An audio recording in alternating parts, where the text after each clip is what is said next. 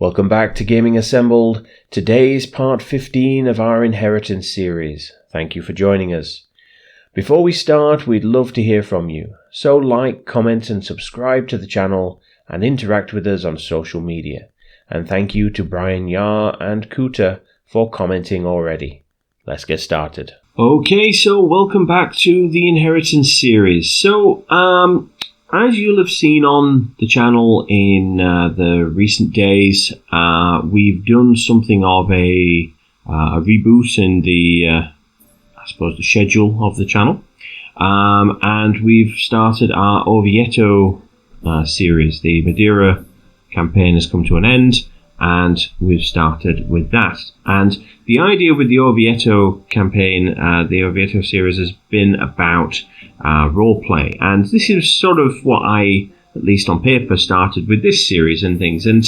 But there were, obviously, as I've talked about previously in other videos, there were comments made that we could do this better. And so what I want to do to start off with this episode is to try and implement that, to try and bring this up to the standard that we're trying to go for, the depth of roleplay that we're trying to go for in the Orvieto series. And again, if there are things that I can add, if there's something I've not considered and we should think about more, tell me in the comments. Get in touch on social media. I will happily try and integrate it. I'm very happy to try and do that. The better we can make it, the more detailed, the more in depth we can make it, the better. So let's start off. And so what I'm going to do is I'm going to pause a moment and take a bit of a step back, I suppose, in time, as if we are just meeting King Niall for the first time. And we're going to talk about him and just really lay the groundwork for his backstory. And so, I mean, in terms of him as a person, obviously we've seen him, some of his extra traits and things sort of develop over time and things, but we've never really put them into context. So let's talk about who he is. So obviously his traits, the surface things you can see, he's content and he's forgiving and he's sadistic. I mean, growing up, he grew up in his grandfather's court. So if you remember, his grandfather was King John, okay, who, as you will recall, if you've seen the earlier episodes, was very much the religious man. He was a holy warrior and a crusader. He'd found God. And he wasn't originally like that, but he'd certainly found God. It had become more important to him, and he'd been on crusade a couple of times, I think, and he was all about giving to charity, and this was very much a core tenet of who he was. One of the other core tenets, of course, was him being a warrior and things. Obviously, he went off to fight in the Crusades, and he did lots of expansion. He created the Kingdom of Ireland and things, and his son carried on, our father, George, he carried on with that. He was still a good Christian to a certain degree, but perhaps less so, but he was certainly still a military man. And Niall grew up primarily in his grandfather's court, during his grandfather's time. His father George wasn't a king for quite as long.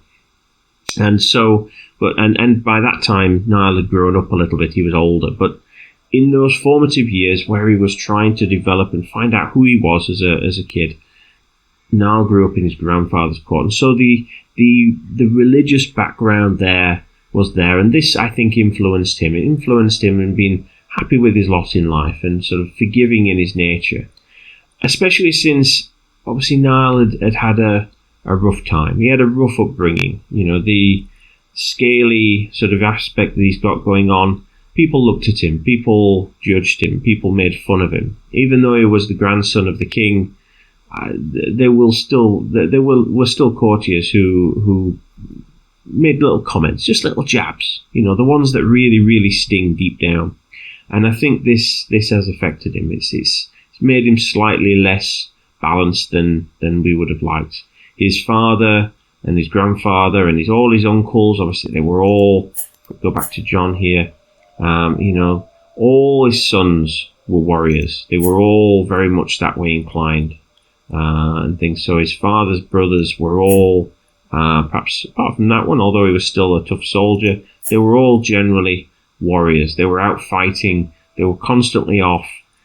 And so what that meant was that Niall was at home a lot with his mother, who we know was very important to him. She served as his spy master for a while once he took the throne. She was one of the only people who stayed loyal to him, really, in the rebellions just after Niall took the throne, after his uncles betrayed him and rose up against him. She was one of the few family members who stuck with him.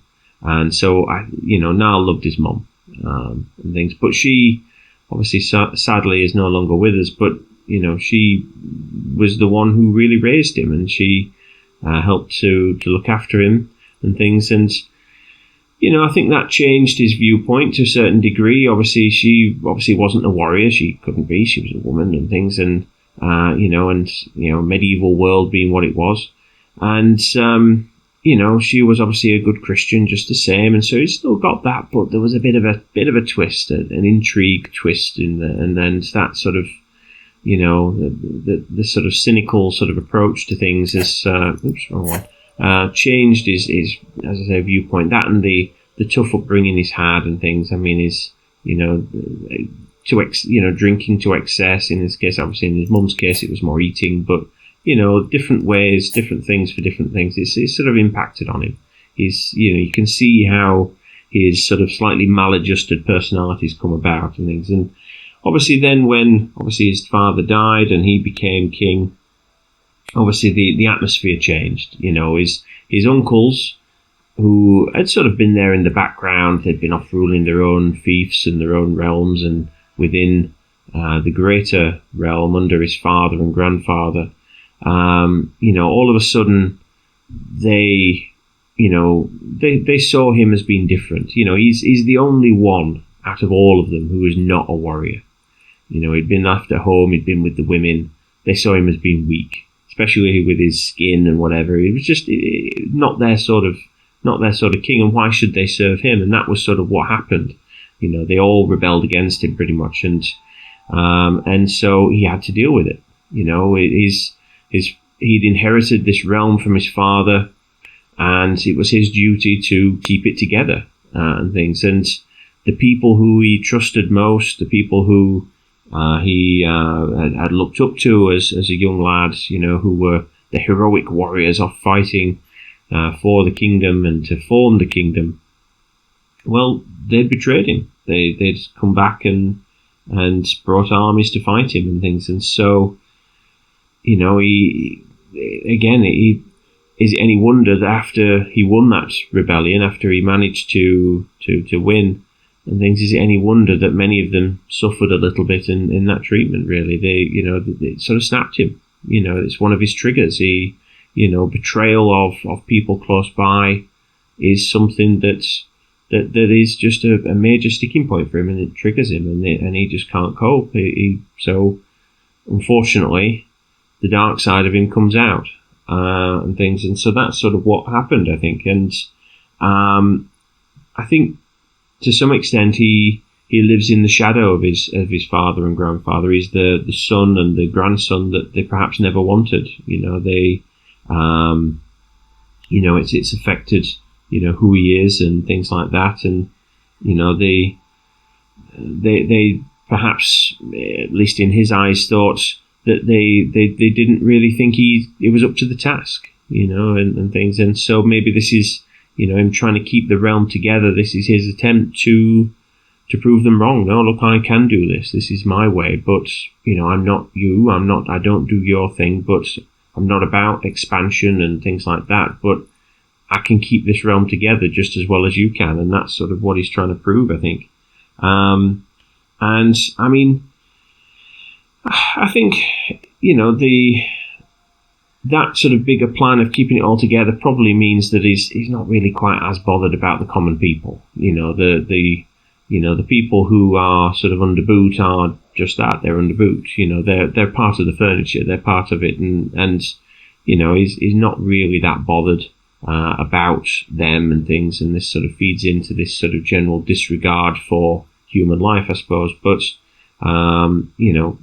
he likes his friends, and, he rewards his friends and looks after his friends. He lost one of his friends who was in this realm in the lands in Wales, but we've gained another one, and he does like them, and I think he rewards them, and perhaps, you know, it's something that we can continue to try and do, to try and make sure our friends are close, because family can't be trusted.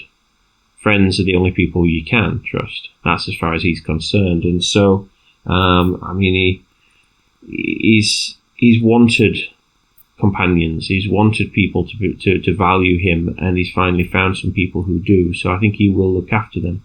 I mean, his wife, she, I suppose, in many ways wasn't chosen by him. You know, she was a diplomatic connection that his father had arranged, and, you know, she's maybe she's just as broken as he is in a way. You know, she's had a bit of a run-in with the family and things. She's been denounced, and she's obviously, you know, trimming the family tree, so to speak, in that regard. So, you know, maybe, you know, she's been shunned by others. So maybe actually that will make her, in the long run, closer to us over time, because she's broken just like we are. But maybe there's just too much of a difference there. I don't know. I mean, we've had an affair, and, you know, Niall had an affair in the past, and, you know, he, I think it was the wife of the Duke of Mercia at the time, but she's gone now. Again, everyone in our life seems to just die on us. You know, everyone that we seem to care about dies. So, you know, the scars are deep, and this has sort of brought us to drink and to, you know, to give into other sort of temptations, perhaps. So this is sort of what has made, you know, made us who we are. These sorts of events, I think, and this is what forms Niall's backbone in terms of his view on the world. I think, you know, it's all about trying to keep things as things had been in his father's time, no matter what. You know, the quest to prove himself as to who he is. And so, I mean, in terms of important people to us, I think certainly in terms of pinning to our outliner, which is what we've done in the other one, you know, have we already got him on the outliner? Yes, we do, I think.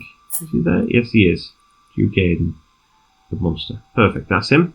And we've also got, yes, we've already done that. I think we'd want to keep an eye on sort of our son. I think we'd want to be better, you know, better than our father had been. Our father and grandfather have been to us and things. So we'd want to keep an eye on him as well. I think it's important to us, and we'd want to keep an eye perhaps on the local rulers, the people who are nearby to us, because, you know, although we're focused on keeping things internal, I think we'd want to make sure that we, you know, we kept an eye on what other people were doing. I mean, in the realm, our vassals, I don't think any of them now are, apart from our son, I don't think any of them are people who are part of our dynasty now, our major vassals. So, you know, that's been a bit of a shift. Obviously, we can't trust friends. We can't trust family. We can only trust friends. So, you know, with possibly the exception of our son. So, that's something to keep an eye on. But, I mean, we, by nature of the fact that obviously they, you know, he's not a member of our family, I think we would perhaps trust our vassal slightly more. I mean, we've still had our Christian upbringing, and sort of he is sort of that way inclined. He's a zealot, and that's something that we could do. And perhaps maybe we'd want to arrange for him to have a new wife. You know, is there anything we can do on that? There isn't really. But, you know, perhaps if there's something we can do to help our friends, maybe that would be what we would be inclined to do. But I think we've set a little bit of the scene there. So I think let's set things off moving again, and let's see if we can take things forward. So, I mean, in terms of our realm, what's going to be important to us? Well, I mean, as I said, the people are not so much going to be massively important to us, but maintaining control, maintaining order. Our wife is pregnant, there we are. So maintaining order is going to be important to us. So, you know, we perhaps look for opportunities once we've got a little bit of money to invest in that, in ways to control our lands a little bit more tightly. We already changed in terms of our royal court, we changed it to more of an intrigue focus, if you recall. With a view of that's sort of our mother's influence coming through, I think they're, trying to sort of change things to be more like her and less like our father. Because, as I say, I think we resent him a little bit for, and our, the other male relatives of the family. So I think we need to, keep along those lines. But we are trying to get an improvement in our relations with our wife. As I say, she's a little bit broken like us, and so maybe trying to make amends of, for past indiscretions and past disloyalty towards her. I think we're trying to do that. So while hosting lords and ladies from realms near and far, some opportunities to portray my wife in a good light have presented themselves. My lord, pray tell, who is the most noble lady person you have heard of? Well, I think certainly we are trying to... How does that work? Pray tell, who is the most noble lady person you have heard of? Well, me, of course. What? I'm not demented, and I'm certainly not a woman. So I think we'd certainly say our wife. We are trying to make her like us more, and trying to perhaps make amends and be friends with her. So court physician's knowledge increases. Well, that's good. Helping us to control things better in that regard. And we've made our wife like us a little bit more. Let's have a little look at our council. What's this? What are we getting a claim on? I don't think we...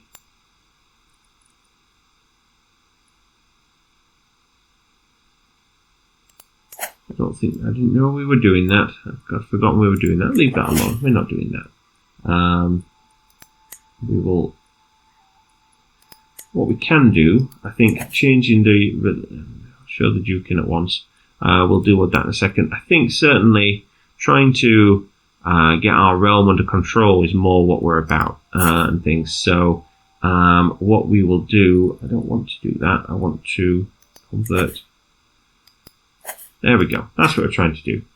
So trying to get everybody on the same page as us. Trying to keep everything tidy and ordered. That's what we're about. We're not about expansion. We're content. We're happy with what we've got.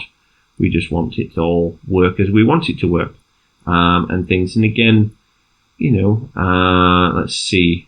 Improving the development. That's another way of improving control. So let's do that for our home territory as well. And increasing order. Again, definitely what we're after. And integrating titles or domestic affairs. I certainly don't think we need foreign affairs. I think we need to look at that. Integrating title, yeah, we can do that. Integrate that in, make that part of our realm nice and secure. And I think we'd want to be trying to keep an eye on people though. So, I mean, can we, let's see, learning a secret at our court. I don't think we particularly distrust others, but he is not our friend as such. He's just our vassal, so perhaps we'd want to keep an eye on him a little more. We trust our friends a little bit more, but our vassal, another matter.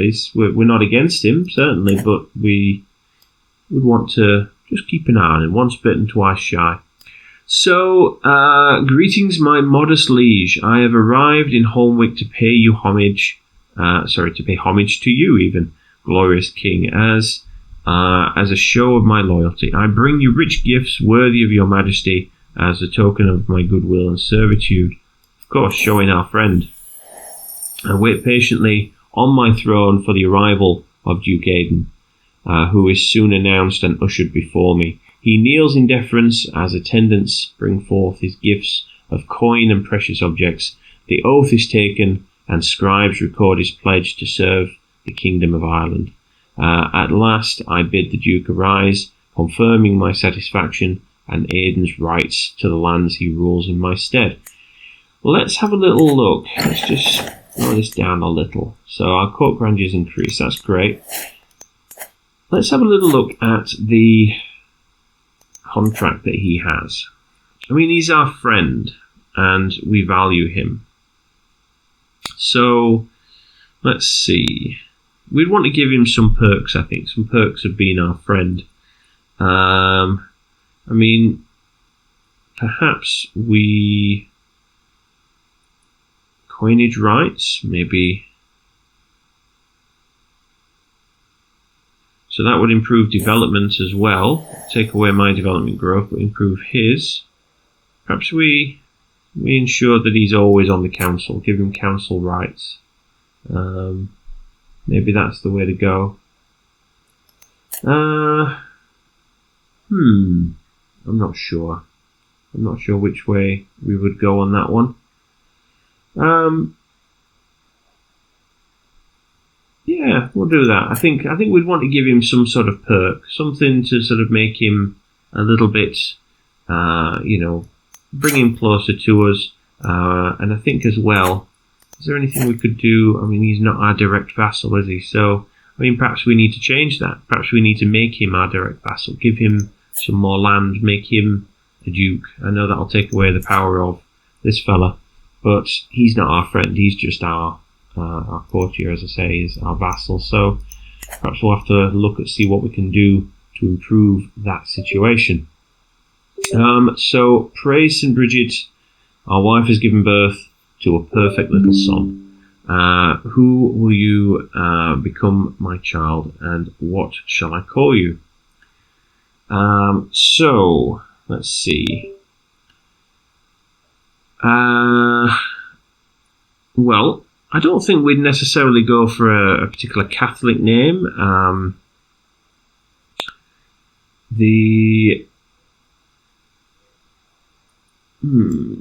Perhaps maybe we'd lean more towards a family member. Could name him after ourselves. I mean, I suppose we're wanting to try and, restart our realm in a way. You know, trying to prove that our rule is just as valuable as other people's. So perhaps giving him our name would be good. So yeah, maybe we do that and things, especially since he's scaly as well. We see ourselves in him and things. And so, I mean, in terms of his development, I mean, he's got apparently more slight diplomatic leanings as a baby. Maybe he counts his teddies or something. I don't know. I think we'd want to be involved in his development and his education. So I think we will certainly take on that mantle if we can. Let's see, who are we educating? Let's have a look already. So we're educating our daughter already. So I think a daughter will always be, although I'm sure we love our daughter, she will be less important to us in that regard in terms of education. I think we'd be more happy to hand her education off to someone else. So perhaps, we would hand our daughter's education off to our wife. So let's do that. Let's remove Guardian. Where is it? It's just there. And we'll have our wife educate her, and we'll handle the boys. That's or would we do our wife handle? Probably our friend. Who would we trust more than our friends? Let's see if we can do that. Let's find our friend. Where are you, friend? There you are. So can I offer award our daughter? There we go. Lovely, and he will accept, of course, because he's our friend. And so that means that we can now educate our son, who, as I say, I think we would certainly see ourselves in. Our education has been slightly more diplomatic in leaning. maybe that's the way we go. Although, as I say, apparently his traits are slightly more towards stewardship, maybe. But it's not about him, it's about what we think. So, obviously he's only a baby, he can't think too much along those lines for himself yet. Cradled by sickness, so all babies cry, but with little Niall there is no end to the tears. I desperately want the midwife to ease my worries, but a furrowed brow makes everything worse. The little lord is not gaining weight as he should. We will take good care of him, my lord, but in the end, his life is in God's hands. Oh dear, I'll have to keep an eye on him too. Let's pin him to our list. Why not? So, happy to accept the proposal of educating our daughter. Let's just double check on our fascinations. So we are currently fascinated with divine right, and again, I think that fits.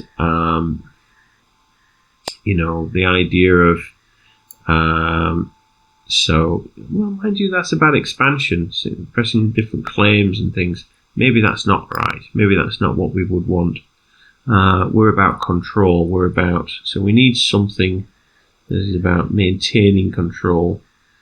Hobbies. So can recruit those as men-at-arms. Okay. Again, regiments, soldiers, castle bailies. Yeah, military. Fortifications. I think we go with military buildings. Something that allows us to maintain order. That's more up our street, I think, rather than expansion as such. We're not really bothered about that. Following the death sentence of a lowly thief, I asked my son, so this is Prince George, what he thought. He claimed he had learned a lesson about not reaching for more than he could handle. So temperance, just, or cynical? Well, I mean, we've had, as I say, the religious upbringing, and I think perhaps we would remember that in certain things.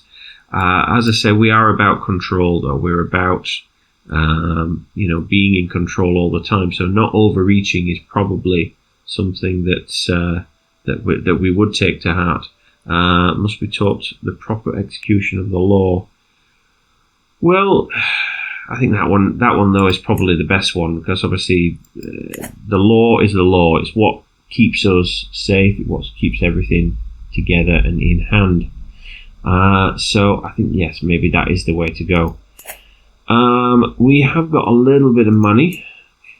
So what could we do that would allow us to maintain control? Military camps or barracks, I think, is probably the one. Let's go with barracks. Something that's going to give us the troops to maintain order should we need to do anything. So our other daughter, hang on. Isn't that the one that we just gave to our friend? Or is this a different daughter? Oh, must be a different daughter. Ah, there we go. This is our younger daughter, middle daughter. So, who would we give her to? Again, I think we would give her to a friend to educate. So, where's our other friend? Where is he? Who would we trust? We would trust our friends. Can you take anyone on? There we are. That daughter, wasn't it? No, you can't. You're already educating people. That's a shame.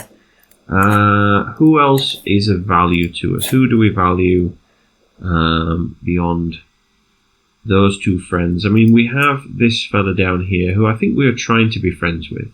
We gave him lands last time, and it might be worth us actually befriending him. So perhaps if he has room for a ward. So we will look at offering him our daughter as our ward to see if he can educate her appropriately, because, as I say, friends are friends. Spymaster secret uncovered. So we've learnt that he is a deviant. Oh no, he learned of the deviant secret. So this person, is it this person? Who's the deviant? Let's go onto this. Yes, so it's her. She's the deviant. This lady here. Again, I'm not really sure what that means. I mean, I was saying this time about this fella last time. You know, does that mean he's sort of, you know, having fun with the goats and things? You know, the sort of particularly slow goats, given that he's one-legged. But difficult to know. Would we blackmail these? I mean, they're nobodies, really. They're not people that we would particularly be that bothered about. He's our cousin, and that's our cousin's wife. I mean, she's not done anything to us. I mean, she's only family by marriage. Our cousin, perhaps we'd keep an eye on him a little bit more. I've got a lot of people pinned to my thing there, haven't I? But, you know, perhaps we'd keep an eye on him a little bit more. But do we really care that she's a deviant? I don't think we do. You know, I don't think we really, it really bothers us, really. I mean, she's a nobody. She's just our cousin's wife. So I don't think we're bothered that she is like that. Marshal and Press's vassal, that's good. So let's carry on. Let's see. Happy to accept educating our daughter, which is great. That's what we're after. So let's increase that speed back up again. And befriend, respect and admiration. While I rarely mention it, I have a few achievements which I am proud of. I am convinced that Duke Flaithbatak, yeah, our friend-to-be, has also accomplished a thing or two which fills him with pride. Perhaps I should commission a small poem comparing our deeds to illustrate that we are both cut from the same cloth. I think, in that we are perhaps a little bit socially stunted. I mean, to me, this seems a little creepy. You know, we're trying to befriend a guy, so let's write him a poem. You know, one guy writing a poem for another guy. Seems a bit creepy, but Niall's had a rough time socially. You know, he's, as I say, with all his background and everything that's happened that we talked about earlier, I think he's a little bit socially stunted. I don't think he would quite get that it's a bit creepy. So I think he would appreciate that. I think we would focus on on our potential friends' accomplishments because of that. I think we would make it overly corny and whatever. I don't think it'd be about us as such. I think it'd be about him.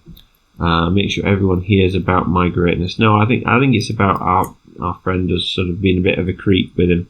But I just think that's who we are. I think we're, as I said, a little bit socially stunted as a person. A gesture of generosity. I should be able to help along my attempt to befriend my Duke by presenting him with a gift. If it brings me closer to my goal, it is coin well spent. Yeah, I think so. I mean, again, we're about trying to impress. We're trying to. I mean, I think we wouldn't want to sort of put ourselves into debts, you know, because obviously money brings control of the realm. But I think we do that. But I think we still give him a gift. I'm discussing the art of feasting with my spymaster and my vassal, Lord Reese, when I realise that my future friend is currently lost in regards to the subject. Trying hard to not make him out to be a fool, I freeze when Lord Reese asks either of us to explain a thing to him. So we could get our friend to explain, and Or I could say, now listen to me, and we lose progress. So I think it's about our friend. I think we're trying to, big our friend up, even at our own expense, perhaps. As I say, we're trying to creep a little bit. Oh, what's this? While performing his duties, my spy master has uncovered a secret held by my friend. Okay, seems to be behind the untimely death of whoever that is. Well, so is she... Okay, so she is his mother. So he killed his duke's mother. Oh dear. Well, I mean, it does mean that we see him perhaps, in a maybe a slightly different light, but he's still our best friend. I think we wouldn't let that affect how we felt about him. We would see past that, and we perhaps see it as just another way of trying to establish control. Bridging gaps. I have been searching and searching, but my future friend and I seem to have absolutely nothing common. Without any common ground, how do we even begin to build a friendship? With effort, I will come to understand him. Eventually, something will come up. Surely, I think we go above and beyond. We're trying to creep. We're trying to make our friend befriend goodwill. A promise of dedication would send a strong message about my good intentions towards the Duke. Anyone appreciates a powerful favour. Right, the promise will be official and ceremonious, so that means he gets a weak hook on us. I don't think we'd do that. I mean, we like to be in control, as I say, and giving someone else some influence over us is probably not what we would do. So again, he still gets a weak hook with that one now. So I think we don't do that. What I think we perhaps would do, like we did with our other friend, is perhaps change his, if we can, change his, give him a bit of a perk, make sure he's rightfully on our council. I think we would want to ensure that, make sure he's keeping our friends close. The first time it happened, barely even gave it a moment's thought, but my vassal Mayor Abin has grown bolder. Her challenges no longer pass unnoticed among my vassals. She is testing my limits. The others are sure to follow unless I give her a taste of her own medicine. Well, this is something that we can't put up with. Someone who challenges our rule, we've been betrayed in the past. This is a trigger for us. This is something that is really, really, really going to send us over the edge. So, no, how dare you challenge your king? Commenting on her fine ankles, no. I think we just scream at her. Gain some dread. That's definitely our way. Would tip us over the edge with that. Offering relief. My efforts to get closer to the Duke have proven challenging, in no small part because of the pressure he is struggling to deal with. Perhaps it would aid me in more ways than one if I were to ensure him a day himself where he can get his mind off governing matters by attending a play in the castle town of Barony of Kefiden, maybe that's pronounced right. So it will require a lot, but it'll be worth it. Yeah, let's do that. Gives us some stress, but we're trying to sort of get some progress, really. If there's anything there, we'll find it. Definitely keep up going with that. Finer points of diplomacy. Today, my son George was taught a lesson in vassal management. It's quite a complicated course necessary. It was quite a complicated course necessary, but perhaps a bit beyond George's grasp. My subjects only ever Wish me well, George exclaims. I will trust my subjects indiscriminately so that we can build the realm together. Oh, you sweet gullible child, that level of trust could be dangerous. I definitely think, that. I mean, once bitten, twice shy. He's been betrayed. That would haunt him. It's going to haunt Niall. So let's see. Good. Let suspicion be vanquished from your mind. No. Forgiveness is a virtue above all others. Well, we are forgiving by nature, so maybe that would influence us. Be patient, let things play out, and then make your judgment. Yes, I think that's certainly what we would do. We'd sort of we wouldn't jump in at things, wouldn't just instantly forgive someone, perhaps, but we'd just weigh it up. We like to, as I said, be in control, and we wouldn't necessarily go trusting everybody. Oh, hang on, let's see who this is. Right, so I've just noticed on our outliner one of our contacts has died. Let's read this first and then we'll have a quick look at that.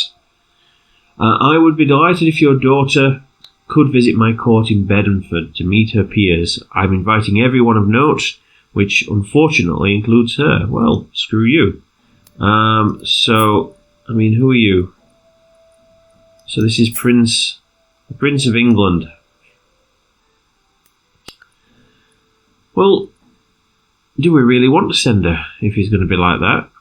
I mean, we're about our internal control, our internal family. No, screw it. You don't want her to come? Decline. Get lost.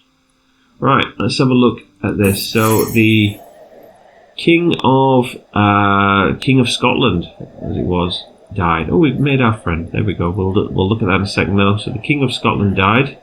So who is now the king? So this is his son. His son has replaced him on the throne. Unpin his father. His son, well, he seems to be a decent Christian man.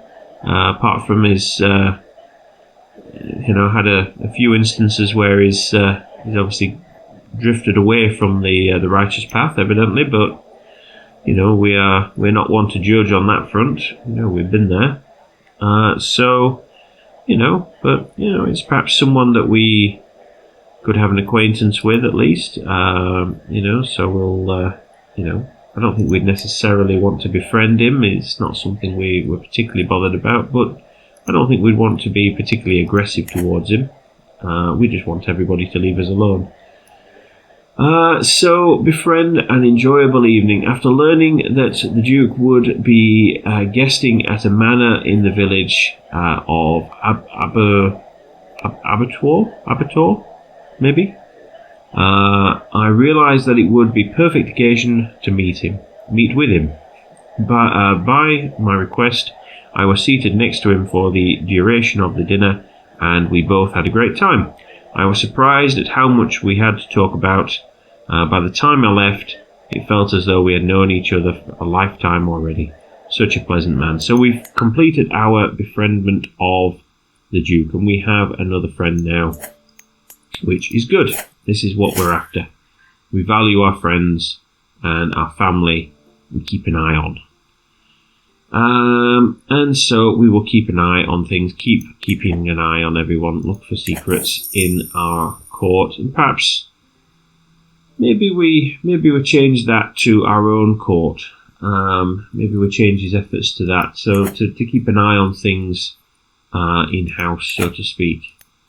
Maybe we do that. Let's change it to there in our own court, and we can sort of help to maintain control by keeping an eye on what people are doing. Degraded artifact.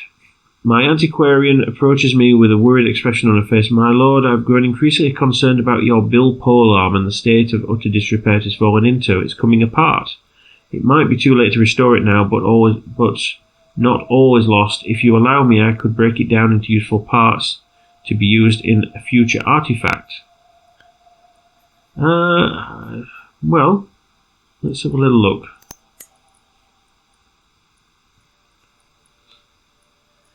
Oh, it's not even. Oh no, it's not that damaged.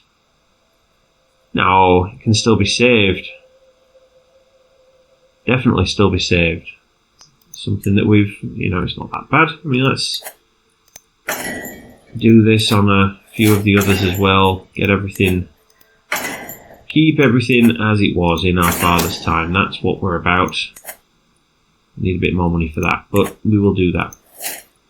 So, while performing his duties, Spymaster has uncovered a secret held by my courtier Guta.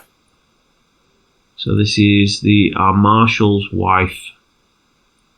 And, so okay, so what's the secret again? It is...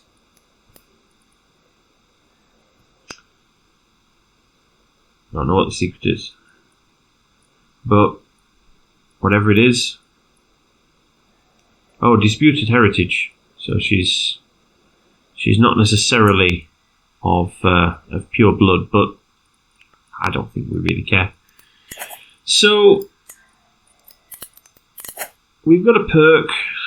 We've previously been going down the Majesty focus. I'm not really sure that's the way we would go. I mean, yes, we've got diplomatic leanings to a certain degree, but I think now that we are, I think certainly down a family tree is not what we would do now that we're thinking in this other way. Thoughtful, benevolent. Well, I think perhaps we take that one, sway scheme. I think we want things as we want them, our way and things, and we want to try and maintain order in that way. But what's going to help us to maintain order best? I don't think it's a military thing, because that's remind us too much of the people who betrayed us. It could be that we go with wealth, sort of trying to go down a stewardship route, trying to maintain everything, hold everything together. I think that's probably best. I mean, the other one might be an intrigue one, but, maybe torture if we give in to our base instincts. But I don't think that's who we are really. I think that's just something that happens to us when we snap. So I think a domain focus. I think that's what we do. We go down that route and we see about whatever we can do to hold things together in the future. But I think for now we will leave it there, because this episode has gone on way too long already, and I don't want it to go on any longer, because it'll be too long for people to watch.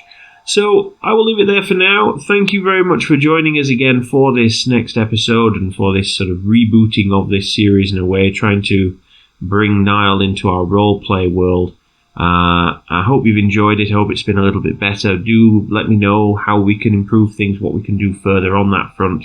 If I can add in more or consider something else, I will definitely do so. We'll look at the wider, try and remember to look at the wider scope of what's going on in the world around us next time. But for now, look after yourselves, and as ever, I'll see you in the next one. Take care.